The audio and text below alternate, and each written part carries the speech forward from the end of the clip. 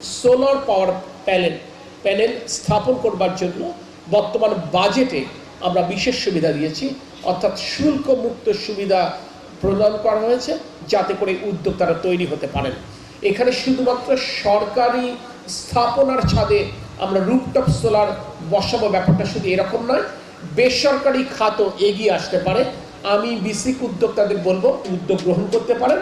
এ ব্যাপারে সরকারের তরফ থেকে নীতি সহায়তা যেটুকু দেবার সুযোগ আছে আমরা ইনশাল্লাহ আপনাদেরকে দিব। এবং পাশে আমাদের একটি প্ল্যান ছিল ওয়েস্ট টু এনার্জি, অর্থাৎ বর্জ্য থেকে বিদ্যুৎ উৎপাদনের, সেইটি যে কোনো কারণে হোক আলোর মুখ দেখেনি। আমরা স্থানীয় সরকার প্রকৌশল অধিদপ্তরের সাথে কথা বলছি যাতে করে আবারও আমরা এই প্রজেক্টটাকে আবার চালু করতে সমর্থ হই। সব কিছু মিলে আমি যে কথা বললাম, যদি সরকার এবং বেসরকারি খাত হাতে হাত ধরে এগিয়ে যেতে পারি তাহলে ইনশাল্লাহ দেখবেন আগামী 5 বছর পরেই এই বাংলাদেশের চেহারা ইনশাল্লাহ পাল্টে যাবে।